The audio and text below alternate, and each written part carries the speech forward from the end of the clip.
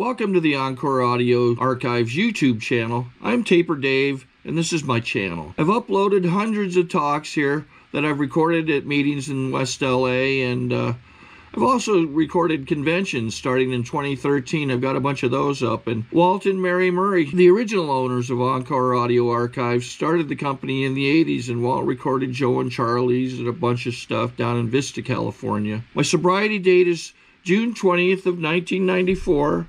I hope you find something you like, so please like and subscribe to my channel and comment down below. If you want to hear something that I don't have or that you don't see, I'll see that I get it. Anyways, take care and have a great day if you want to.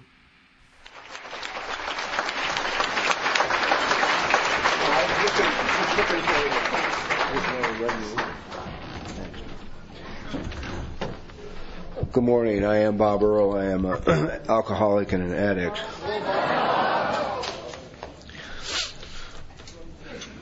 I was sitting there trying to figure out how Walt's giving away to this guy a full set of the conference when I didn't speak yet.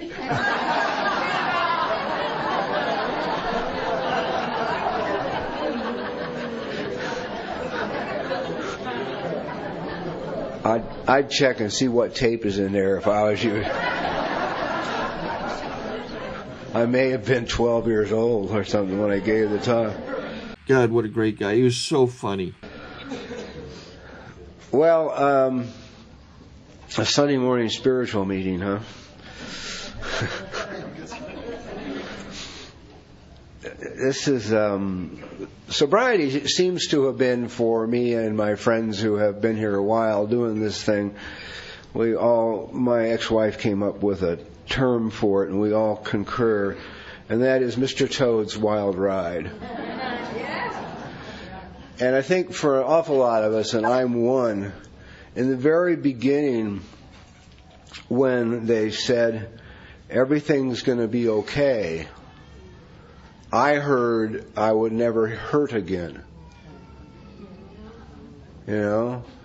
So instead of hearing everything's going to be okay, I'm thinking, hey, this is good. I've had enough emotional pain to last me 14 lifetimes.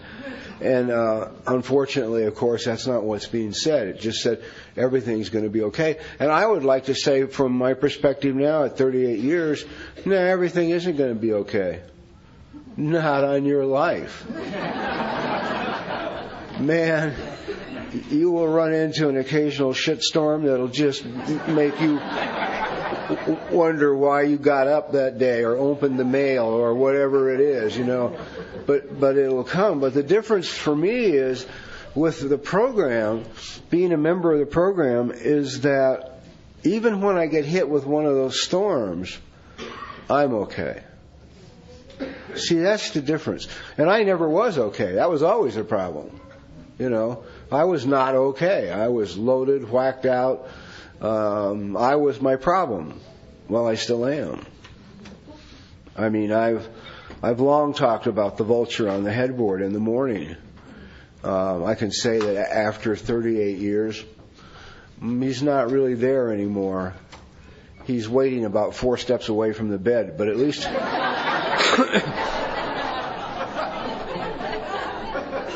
At least I get the first 4 steps in before he starts with, well, you didn't get enough sleep, you're too tired.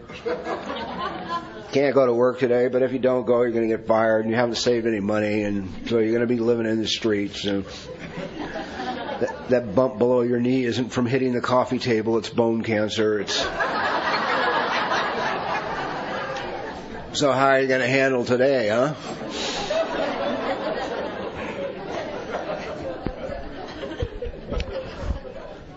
No one is able to scare me like I am able to scare me.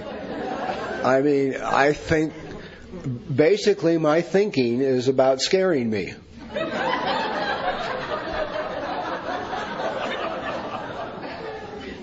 Whether it's compulsive or obsessive or whatever it might be at the time, I just scare myself to death with my thinking. And it's like a mugger. You know, you ever notice it's like driving down the street, man, and whap! I'm on the freeway, and for no reason at all, I get hit with, I remember that I've got a year's worth of taxes at 7 years old that I haven't filed. Now, there's no reason on God's earth for that to come up at that moment other than to just scare myself to death, you know. I'm not in an accountant's office. I'm not where I can do anything about it. I'm just driving down the street, man, and there it comes, you know. So, it's like I got up to the room last night. I was looking through my stuff. I thought, oh, God, I didn't bring the shirt I wanted to wear. I thought, well, that's okay. I'll just wear the Pendleton and a T-shirt.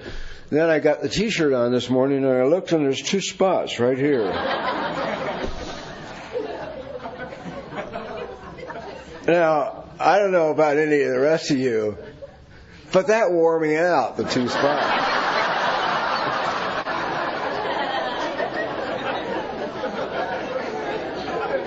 You know, I'm thinking, well, I can wear the one from last night. It's yellow, but it's got more than 2 spots because I ate it, and it's not going to clean up as nice. I thought, well, I can take my badge and I can put it over, pin it right in the center of my T-shirt. You know, I mean, I'm absolutely wearing myself out over 2 lousy little spots on my T-shirt. So to be able to speak at a spiritual meeting is a good thing for me because I really need God. You know, I couldn't make it if there wasn't some really, really powerful spiritual force available to me here. I wouldn't make it. The days are too long, you know.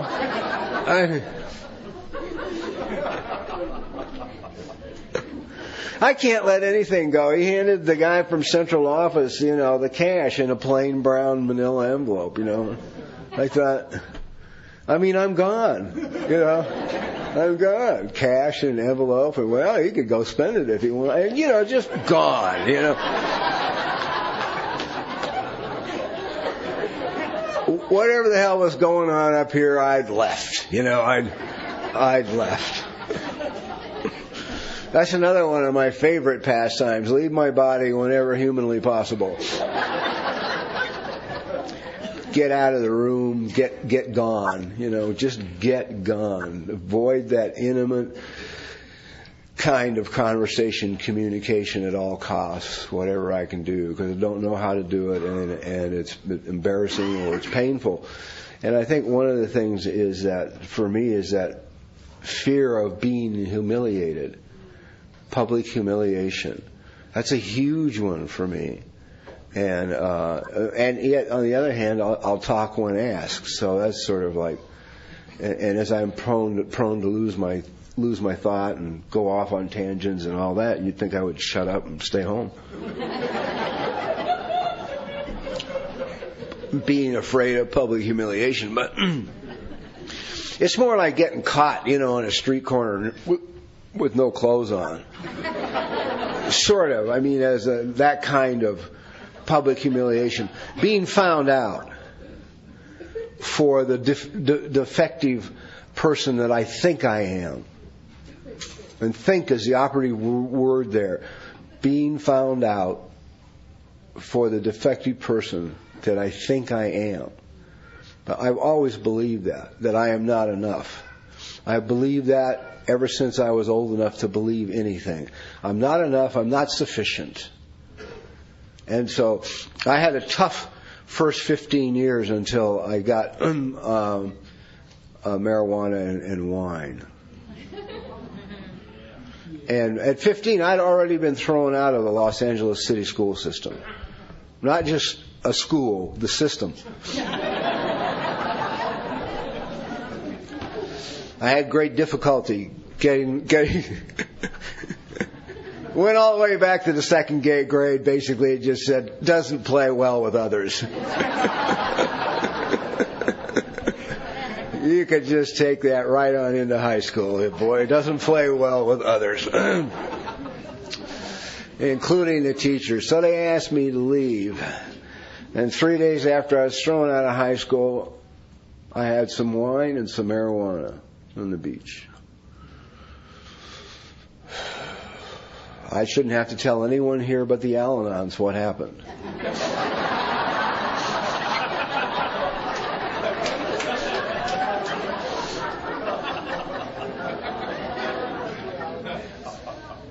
For the first time in my life, I was comfortable in my body. The first time in my life, I was comfortable in my body. I felt okay. Everything was all right. That wasn't meant to be a derogatory remark, Al-Anons. It just meant that if you knew, you'd be doing it too.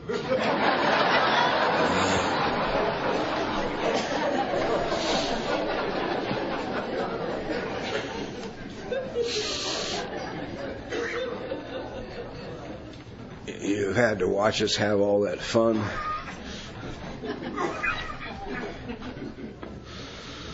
Oh my God. So, for 11 years, from 15 to 26, I did drugs and alcohol. And, you know, that's it. That's my story. Now we've covered what it used to be like. What happened? Went to jail a lot. What's it like now? I'm not in jail.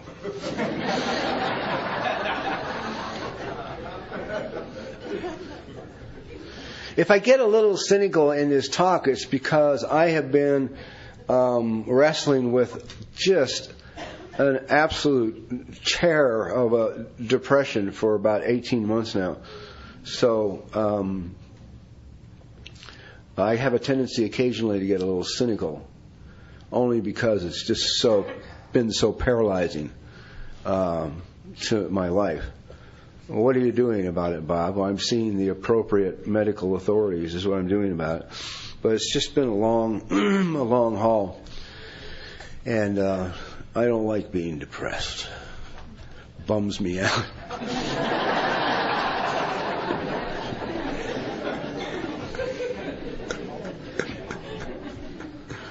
God damn, being depressed depresses me. Can't give you any reason for it. It's clinical depression. You know, they can't decide if I'm manic depressive or bipolar 1 or 2. I keep asking them, tell them, you know, would somebody just throw a dart at a fucking board and pick one of them? You know. I don't like you trying to figure it out at my expense. But the one thing I do know and that I hold on to throughout all of it is that there is a loving God. And that God is taking care of me and is going to take care of me. And let me tell you, there have been some bad days. We're talking 6, 7, 8, 9 days at home, curled up in a ball in the corner of the couch, unable to move, unable to leave the house, unable to do anything, just frozen in one spot. And I'm a real active person, and so for Walt's known me for years. We've hung out and been friends, and he knows what my energy is like, which is intense usually. And I guess it's intense now too. It's just all turned inward.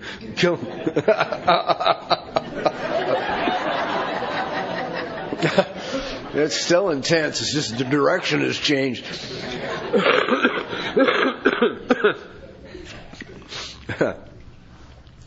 So I don't like this not being as active as I'd like to be. I am very intense, and I want my intensity back. I really do. My best friend is intense. He called me once about 2 or 3 o'clock in the morning. This is about 10 years ago. And screams into the phone. I'm so sick and fucking tired of women telling me I'm too intense I could shoot somebody.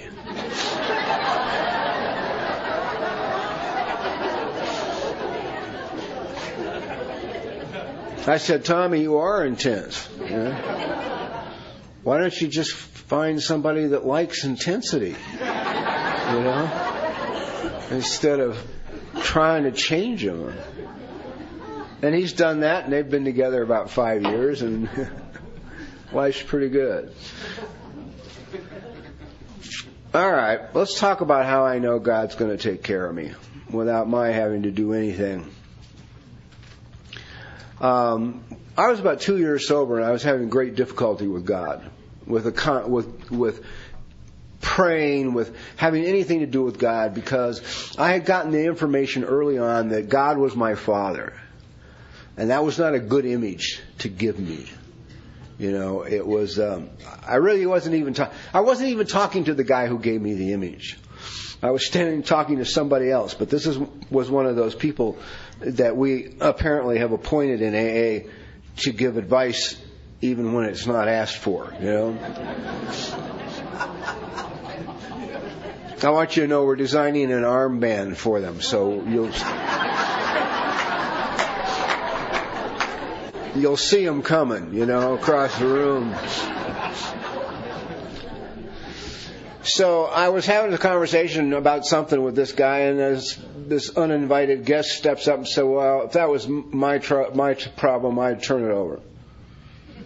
And I liked that concept immediately, because I was new here, and I remember I didn't know what turn it over meant, but it had a nice ring to it. Turn it over. Give it away, basically, is what I'm hearing. Give it away. And I said, to who? He said, God. And I said, who's God? I had no formal religious training as a child. And he said, God is your Father. My father died from alcoholism.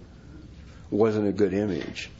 My father was a man whose attention I couldn't get. My father was a man that allowed me to be severely beaten and battered by my mother. I mean, I can go on and on with that stuff. But my father was not an image of a God that I wanted. It just didn't work. So for a couple of years, I couldn't do anything about praying or surrendering or anything else until one night I was in a meeting and I heard this story, this Eskimo story. I don't know if everybody knows it or don't know it or what, but I love it because it's the basic foundation of my spiritual program. This guy tells a story about two men drinking in a bar in Alaska. One is an atheist and the other is a very religious man. Eventually their conversation swings around to God. And the atheist looks at the religious man and he says, I gave your God a chance to prove himself to me once and he didn't do it.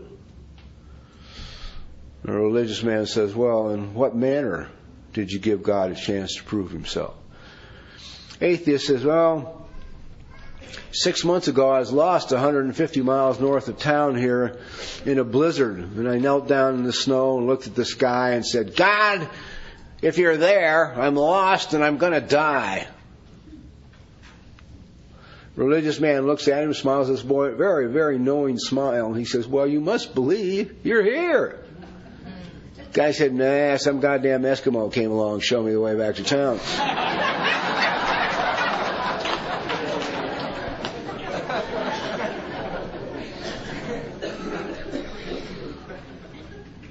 Well, that was one of them. I got the message loud and clear that God's number one instrument is people. People. And they just show up at the right time. Now, when I say the right time, please don't hear me say on a timetable I'm comfortable with. Because they're always late, as far as I'm concerned. About a week to 10 days late. If they'd gotten there a little earlier, we could have just dealt with the problem a little quicker. Okay, so Eskimos. An Eskimo came along, showed him the way back to town. How did I get to AA? I was 26 years old and I was living in doorways in Pasadena. I had heard AA was a good thing, but I couldn't call because I'm not made up of the kind of whatever that asks anybody for help. I mean, where I grew up and the life I lived, you just didn't ask anyone for help. It was not... if you got stabbed, you just excused yourself and got a rag. It was basically, that was it. So asking for help is it's just not in my toolbox. Today, more so than ever, but I think it's been 38 years to get to that point, Okay, so I'm living in my doorways. I don't know what to do. I can't call central office even though I have a dime and have the phone number, because it's calling somebody somewhere I don't know. One day, this shadow appears over me in my doorway, and this voice says, hey, if you don't have any place to stay, you can come stay with me and the old lady. And I look up, and here's a guy He and his wife and 6 kids have been on welfare ever since I've known him, some kind of subsistency. And I had laid a lot of money off on him, about $5,000. So it was okay to go with him.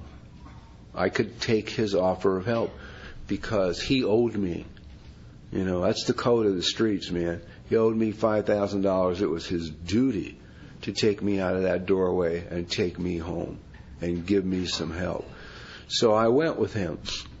And that night I'm sitting in his cockroach-infested... The 8 of them were living in this cockroach-infested 1-bedroom apartment. And as I was usually in DTs around that time, I didn't know whose cockroaches were whose,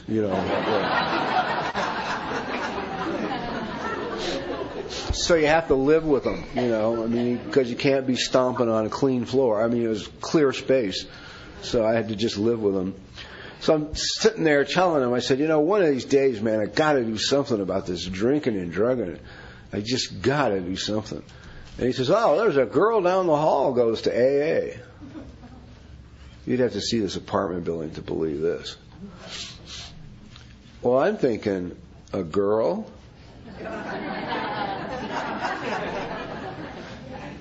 Goes to AA? What on God's earth does a girl who goes to AA look like?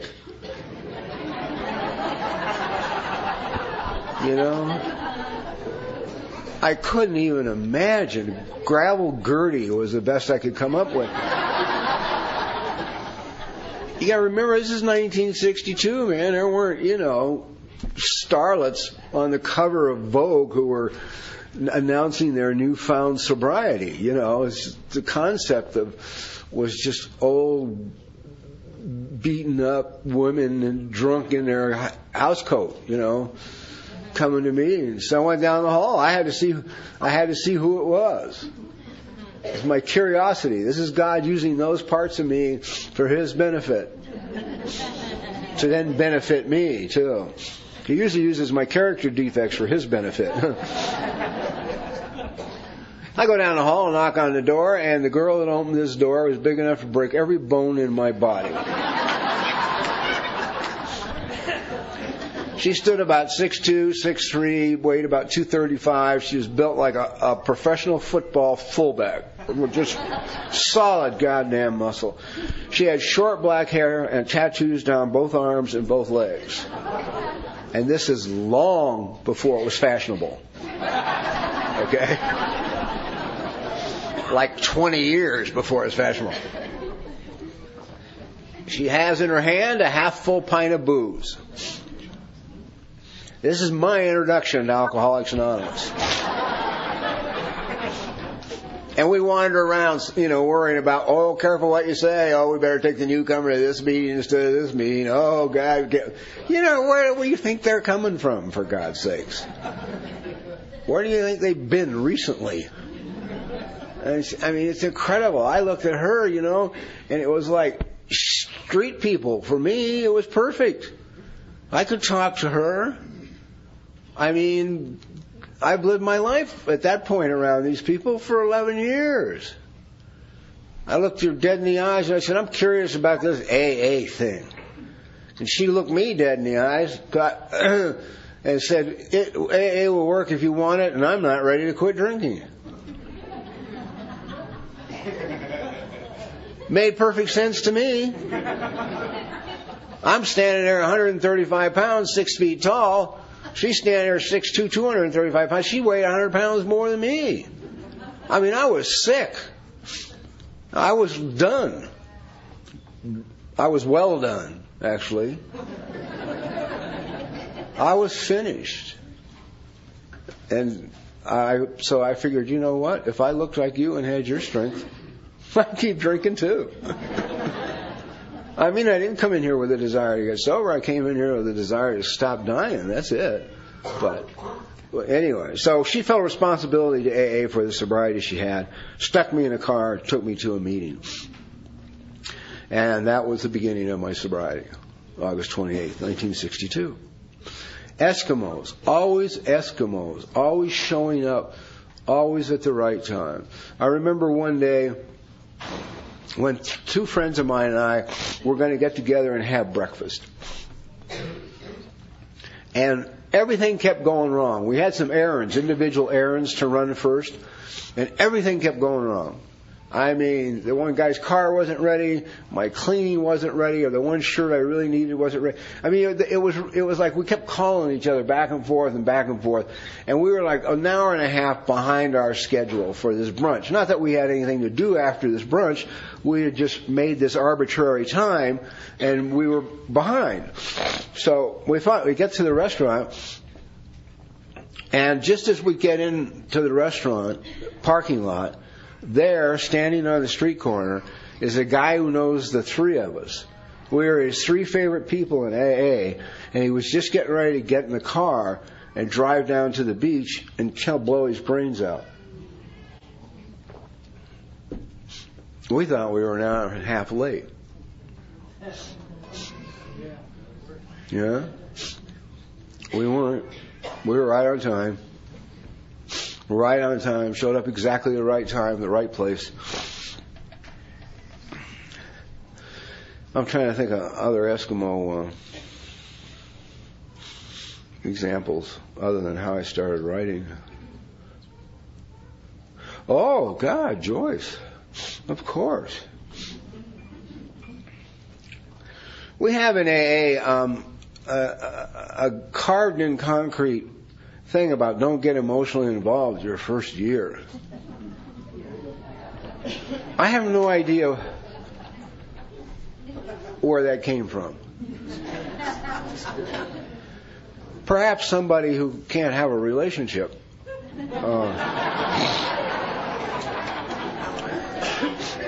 But I've got no idea where that came from. Because I'm of the opposite school, actually. I think being emotionally involved is good. If it's put in your path. One thing for sure, you'll spend more time with your sponsor.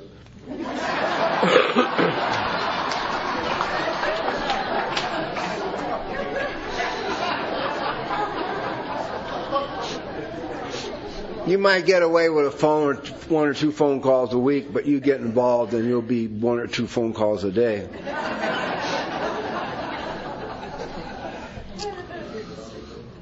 When I was 3 weeks sober in AA in Pasadena, I was asked to give a 10-minute talk at the Arroyo Seco meeting of AA. I figured, what the hell? Still didn't have a sponsor yet. Couldn't find one. You know what they do? They ask you, tell me a little about yourself, and I would, and then they go away somewhere else.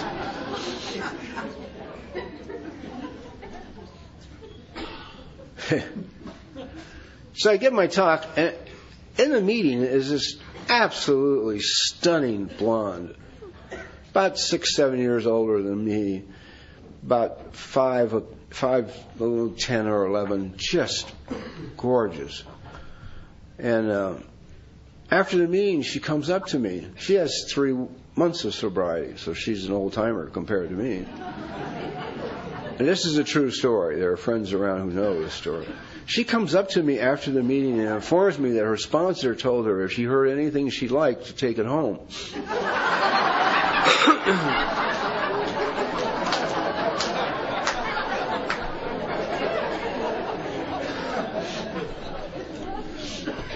There should have been some kind of a warning in there somewhere for me, but I said, yeah, okay. Made great sense to me. You know, I was living with these two guys painting their damn house for pocket money and cigarette money, you know.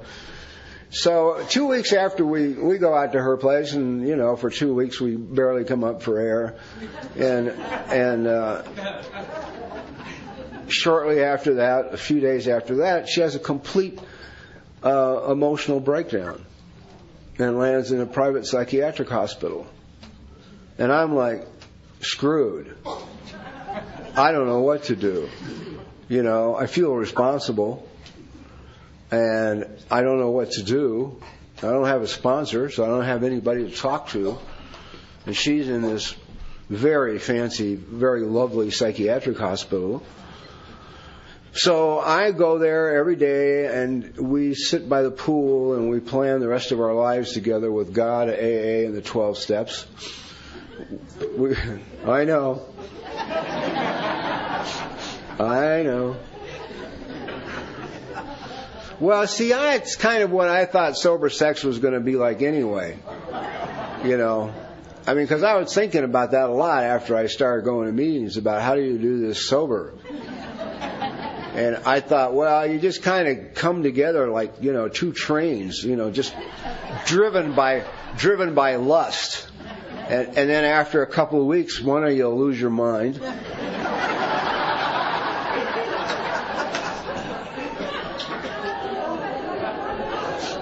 And the other one just goes on, you know. So we'd sit in this psychiatric hospital and plan the rest of our lives. Thank you. We had one of those, we got married, it was one of those gunpoint marriages, so to speak, you know. Either you marry me or no more sex.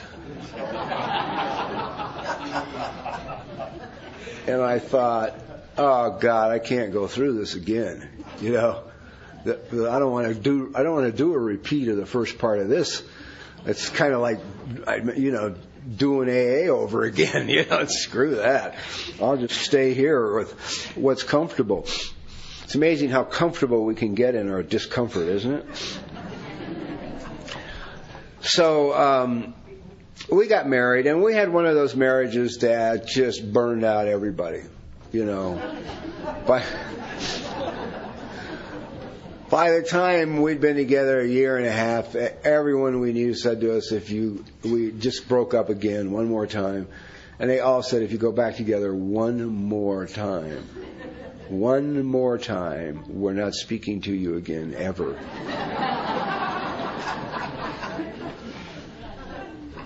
So, of course, you know what we had to do. I mean, it's like guaranteed. We had to do it one more time. Then we didn't see each other for about 10 years. Even though we're both in Los Angeles, both going to meetings in Los Angeles, just didn't see each other for about 10 years. And I was out at this clubhouse in Burbank to speak, and the room's about the size of this. It seems to me, it used to be. And I'm like in this corner, and I spot her over there in that corner, and we take off across this Alano Club like a Clairol commercial, you know, just...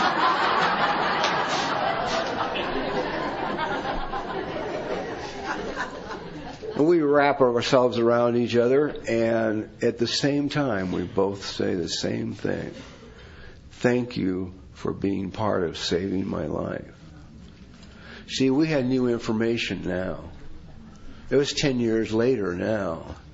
I got it that she trusted everybody. I trusted nobody.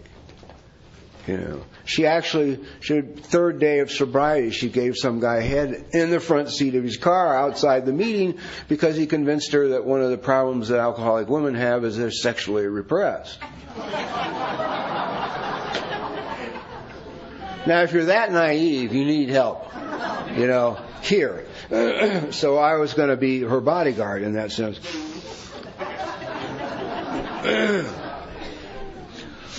I, on the other hand, didn't even talk to people at meetings. First few months. I just didn't talk to them. Didn't like them, didn't trust them. You tell me you love me, I want to know what you want. That's automatic with me. Click. What do you want?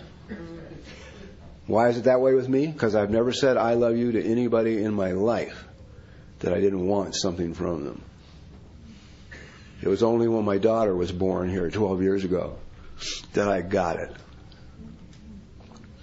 That I really was saying I love you to somebody, and I didn't want anything.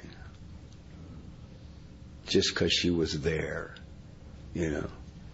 And that's very cool. That's been a great experience for me. Even though Tina and I have been divorced now for a few years, it's still a great experience. I get to spend a lot of time with my little person. It's very cool. And it's a good feeling to love somebody and not want them. But anyway, I didn't talk to anybody. So she trusted everybody. I didn't trust anybody. And we were a match made in heaven. And then I would see that we read the big book every day. And I would see that we read the 24-hour day book every night. And I'd see that we read the 12 and 12 every morning before we went out to work. And I saw that we got to a meeting every night for her. Really, for her. She's the one that had been in the psychiatric hospital. She's the one that needed the help. For her. And what I now knew 10 years later, as I stood there with her and she stood there with me, was we were a perfect match. I'm an injustice collector and I had her to take care of. And if I hadn't had her to take care of, I probably wouldn't have stayed sober. Because I didn't care enough about myself to go to the lengths I would have needed to go to in order to stay sober. I wouldn't have been able to do it. Too much. Too much. But you give me somebody else, like her, and I can do it. So we were both sober. Okay. Eskimos.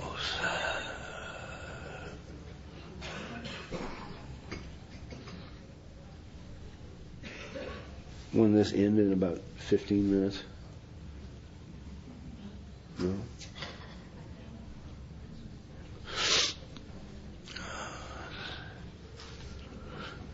I had become convinced that somewhere in the big book of Alcoholics Anonymous there was a secret phrase, secret instructions written in there, or that somebody had them somewhere. I sat down literally and read the big book of Alcoholics Anonymous with a black light.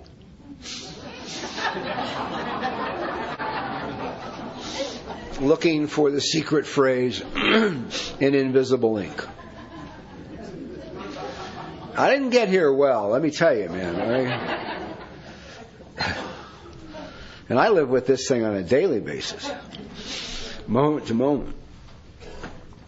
Because I just knew that there were a few people I would meet here and there that just seemed to have something that I couldn't get. And I couldn't figure out what it was. So when I'm 4 years sober, a little over 4 years sober, 6 of us went back to Denver for an international convention, young people's convention. And we were there about a week or so, whatever it was. And when we were leaving the convention, or actually leaving this clubhouse on York Street, we turned a corner and the tire rod on the front of the car broke. Brand new car. No reason for the tire rod to break. Okay. The guy and his wife pull up right behind us. Pull in right behind us. Okay, now, even by now, even though I'm only 4 years sober, I get it. Eskimo, right? Car's broken, here he comes. I can spot him now.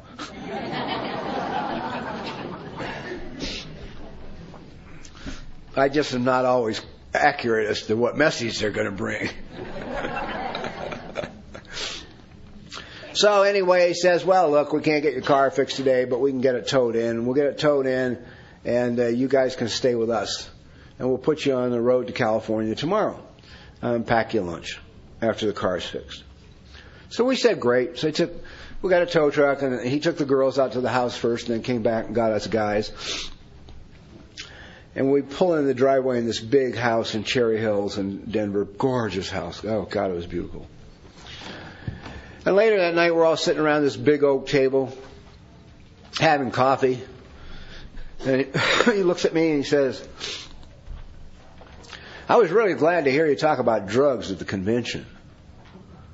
And I'm thinking, what does Charlie Snowshoes in Denver, Colorado want to know about dope? You know? Unless he's got an adolescent locked in the closet or something. I mean, I couldn't figure it out. And I said, why? He said, well...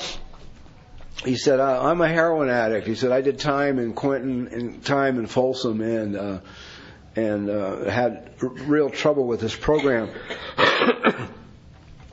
He said, I got to Denver 2 days over 4 years ago and in desperate need of help. And he said, he said, I remembered what AA had said about if you want what we have. And Mother here was working behind the counter in the clubhouse, Skid Row clubhouse, serving food. And the people had said, I wanted what she had, and with her, I knew that I could stay clean and sober. Now I'm sitting there listening to him. This house is so big. None of the 6 of us were in a relationship with another one. And they put all 6 of us in beds without inconveniencing any family member. Monstrous, gorgeous house. And I'm thinking, I got him. God gave him to me. This is the guy who is going to tell me what the hell the secret phrase is. Right? Because there's no way for him to get from where he started to where he is without knowing what the secret phrase is. So I said, would you mind explaining all of this to me? And he looks at me and he smiles and takes his wife's hand and he says, well, Mother and I take the 3rd step every morning and we go to a lot of meetings. I got hysterical. I got absolutely hysterical. I laughed so hard, I cried, I sobbed. Because I'm like 4 years sober, and for the first time I heard the 3rd step. Made a decision to turn our will and our lives over to the care of God. So we understood Him, whatever it is. Period. It doesn't say minus money, minus relationships, minus this, minus any. It doesn't say minus anything. It says just throw in the towel. I come back to California, and we get back the next day. I'm working as a die caster in this company. I go to work, come home that night, sitting in my little apartment, and I'm like emotionally dead, burned out, worn out. I've been thinking for 4+ years, with no relief. I'm just exhausted. And I look at the ceiling in my room and I just go, if you're not there, I'm fucked.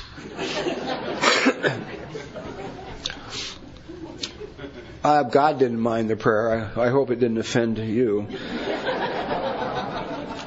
It was absolute desperation. I go to work the next day and in a very freak accident that can't happen, happens. And I fall against one of the furnaces of molten metal and crush 2 vertebrae in my back. They take me to the emergency hospital. And they're telling me all this crap about I can't stand for long periods of time and I can't lift and just bullshit. Anyway. And the doctors all leave the cubicle. And my mind's always there to support me in any way it can. My mind says, we surrendered to God last night and broke our back. Why don't we try again? Maybe we can wind up... Why don't we try again? Maybe we can wind up in a wheelchair.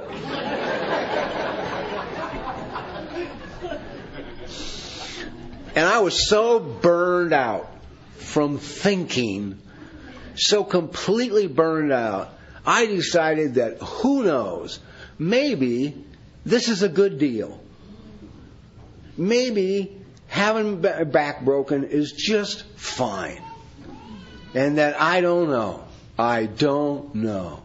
So I went about doing everything they wanted me to do. I got my braces to wear on my back. I went to physical rehabilitation, went to vocational rehabilitation. And here's where we ran into some problems. Vocational rehabilitation and I had difficulties. Because they kept giving me these aptitude tests and I kept coming out different. And I wasn't running a game on them. I really, honest to God, wasn't. I've been known to do that in the past with different agencies. But I wasn't running a game on them. I swear to God. I was being honest that day.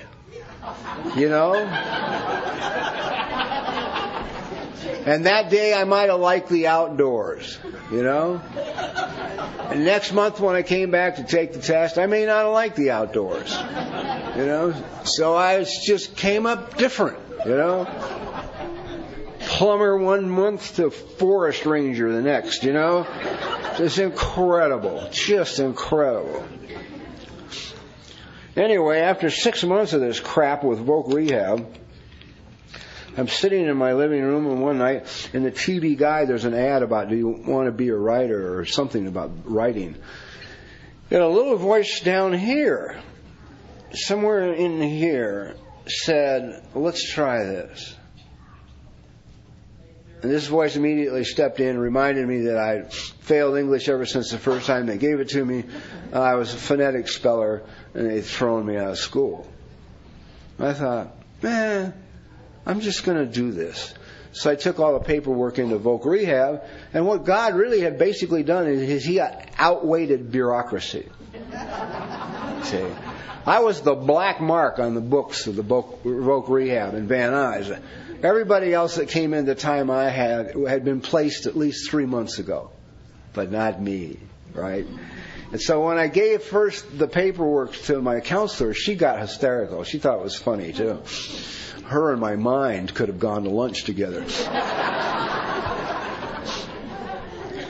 So she takes the paperwork, and she said, we don't pay for correspondence courses.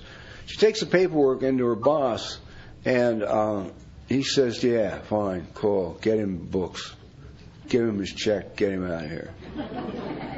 See, he would have paid for basket weaving for me. Just to get rid of me. God worked it out. Took some time, a few months, to make the stuff happen.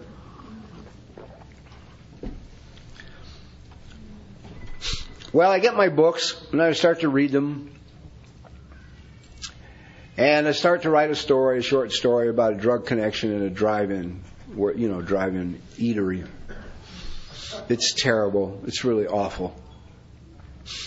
But as I'm reading my books, it says you should write for a medium that you're familiar with. And I had read very little in my life, and so I said, well, okay, screw that. I'll write for television. So I turn on TV, and I figure I'll write a Bonanza. So I try and write a Bonanza script. Oh, God, it was bad. Oh, God, it was bad. And then as I read on in my books some more, it says not only should you write for a medium that you're familiar with, it's essential you write about a topic you're familiar with. And I thought, oh, well, crime, you know. So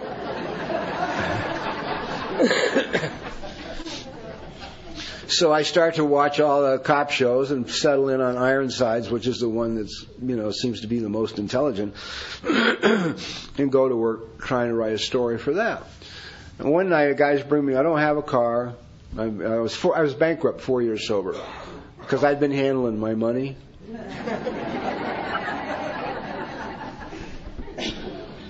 And living alone. I'd been handling my relationships. I was bankrupt, living alone. It's a long story.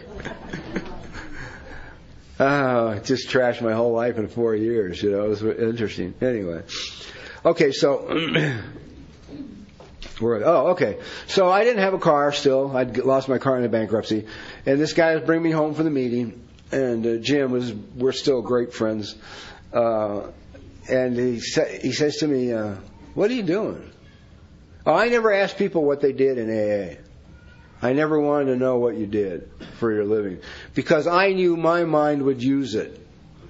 So that if the vice president of the bank came up to me after the meeting, and a plumber came up to me after the meeting, and both wanted to go to coffee, the plumber's screwed. I'll fix my own plumbing. But the banker, I may be able to use him one of these days. So I never asked anybody what they did. I just didn't want to know. This guy says to me, what are you doing? I said, I'm trying to write a story for television. He says, oh, yeah, really? That's what I do. I said, what? He says, I write stories for television. Scripts. I said, really? He said, yeah. He said, if you want, I'll look at yours when you're done. I said, yeah, cool. I know Eskimos when I see them.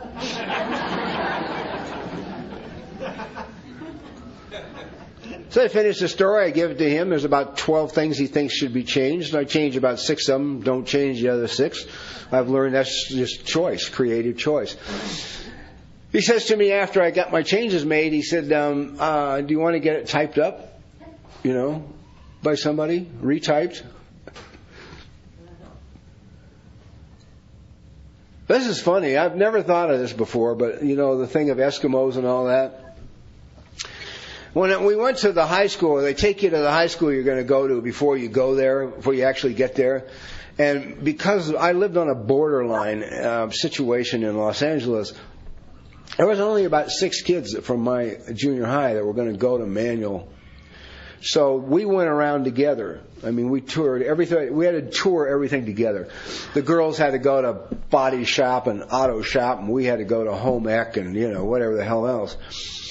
And it just dawned on me now, the reason I type, and I type well, and the reason I type is when we were taking this little tour of the high school, we walked into the typing class.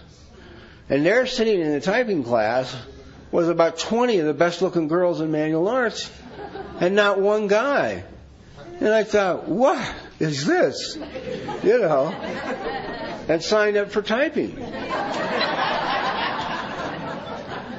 I couldn't imagine no one was in the typing class. It was beyond me. So anyhow, he says, you want somebody to type this up? And I said, yeah, I don't think Universal knows that dead is spelled D-E-D. So he says, I have a girl on the program who does my typing for me. I could give it to her. I said, oh, that's cool. I like to see a girl on the program get the money. So he gives the story off, and I don't hear anything and don't hear anything. And 3 days go by, and my mind has got me berserk, wondering what I'm going to do with it now, and how am I going to get into the studio, and oh my God, you can imagine. You can just imagine. You've only heard a little bit of it up here. Girl calls me up after 3 days, and she said, I just finished, doing your story and reading it. And she said, it's very, very good. She said, did Jim tell you where I work? I said, no. She says, I'm secretary to the associate producer on Ironsides. Would you like me to take this in for you?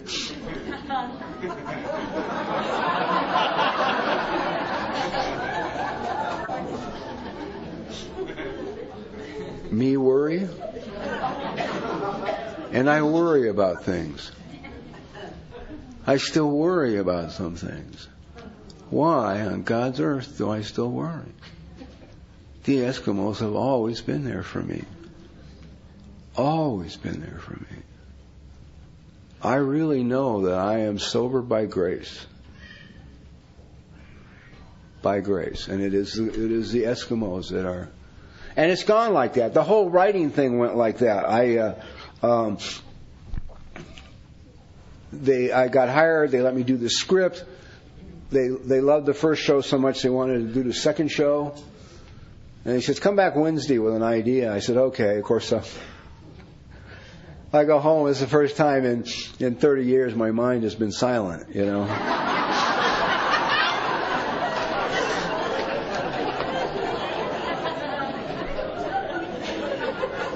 All I need is one idea. That's all I want. That's all I need. Finally, I start watching TV to see if I can steal somebody else's idea, I'm just screwed. And it's public humiliation. I got to go back in there. Wednesday comes around, and I got to go back in and let them know I don't have an idea.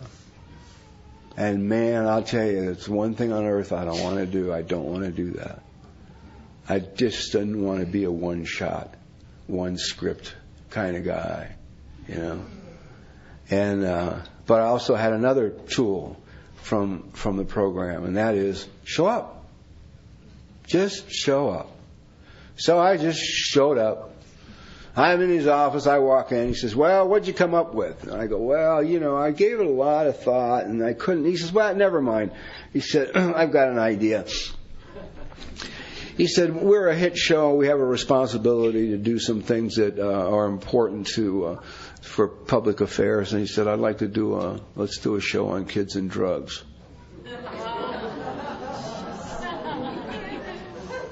I say to my head, you couldn't come up with that?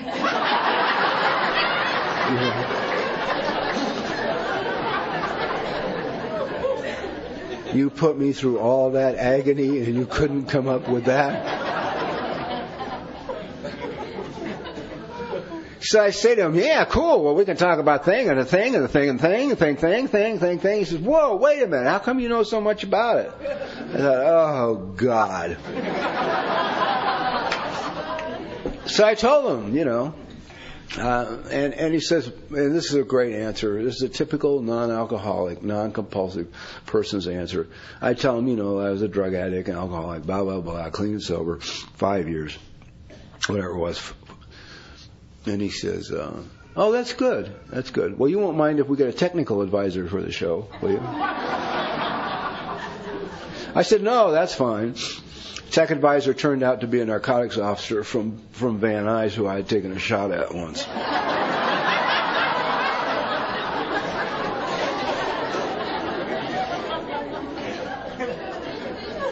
I said, I'm surprised you're still a cop, man. He said, I'm surprised you're still alive.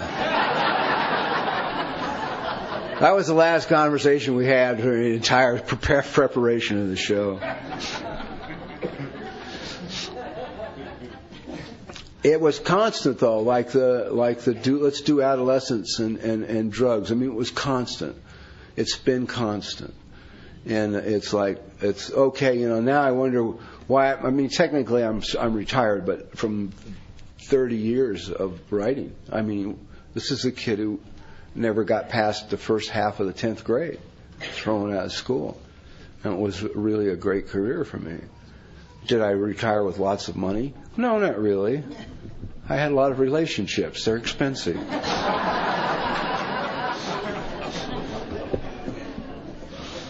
So did I have fun? Oh, yes. You bet. Now I'm frustrated because I'm not writing now. I want to write now, and the depression has got me too deep to write. I just can't write. And the reality is, I got to just relax. You know, I'll write when I'm going to write here. I got to go through whatever it is I got to go through here. And I know, when I can remember it, that all the Eskimos I need will be put right in front of me as I go through this and come out the other side. And I don't doubt for a minute that there's another side and that I'll come out. So, you know, there's a certain advantage to time here in the fellowship. It's knowing from experience what the truth is. And I get it from watching it in your life now as much as my own. You know? That's why meetings are important. There's a lot of bullshit about medications today, about whether people should take them or not take them or any of that. I won't get into it. It tells you, read page 132, 133 in the big book. It tells you very clearly to shut up.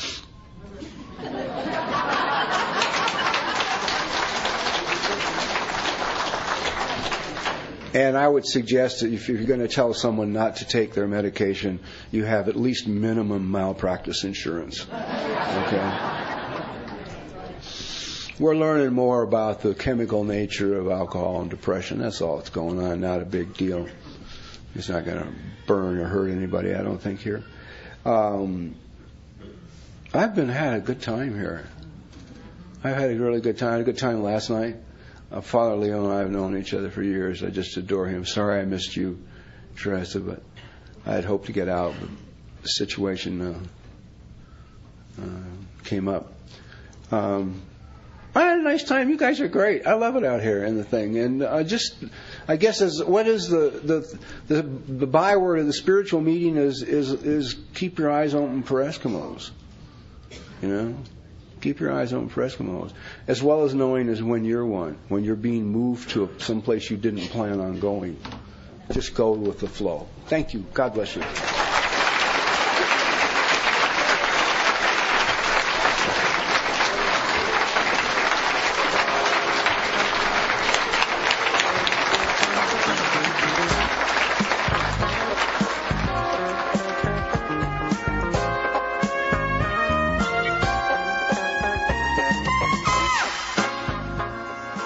We hope you have enjoyed this recording. To obtain additional copies, receive a catalog of other AA and Al-Anon tapes and CDs, or to join our Tape of the Month Club, call Encore Audio Archives at 1-800-878 1308 or visit our website at www.12steptapes.com.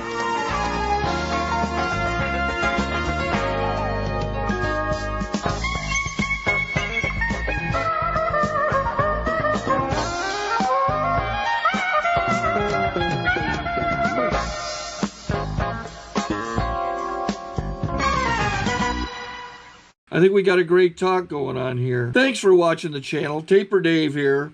Just curious, do you think this is better than Zoom? Okay, this is how I prepare my drone for launching. I like to do it inside the cab of my truck so I'm not standing outside in the weather. To install the joysticks for control, up and down, right and left, powered on. I have an Android phone that I use to connect it to the drone with, and it's actually controlled through the iPhone, through an app. Oops, wrong way. It's actually controlled through the iPhone, or through this Android phone, through the app. It's actually controlled through the Android phone through an app, and you connect it through this short connection right here.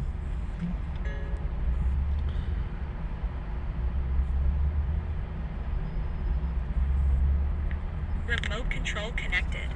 Remote control's connected. So I pull out the drone. I have to extend the legs. Long legs extended first, then the short legs. Remove the gimbal protector. Set that aside, then power it on one short burst, then one long burst. I lay it down.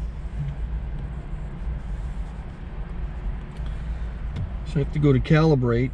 So the drone's not connected yet. It shows you here as this drone gets disconnected, even though the remote's powered on. So the drone has to establish it's connected. So I go into the app to calibration mode. First I'll calibrate the remote controller. Start calibration. Out, in, out, in, up, down. And then this little wheel is to control the gimbal. So it's calibrated. Go to gimbal calibration, start calibration, and then it calibrates the gimbal. I don't know if that shows up. The gimbal's moving all over the place. Changes, you can see it on the video. And I'm calibrated to take off. It's acquired 7 satellites at the moment. There are 26 satellites up in the sky, which it has to acquire before you can take off. So it's connected. It's got enough satellites. This is white. I can go to press this little arrow button, swipe right to take off, and it would start the motors if I slid this to the right. But I'll wait till I get outside. Don't want to do it inside.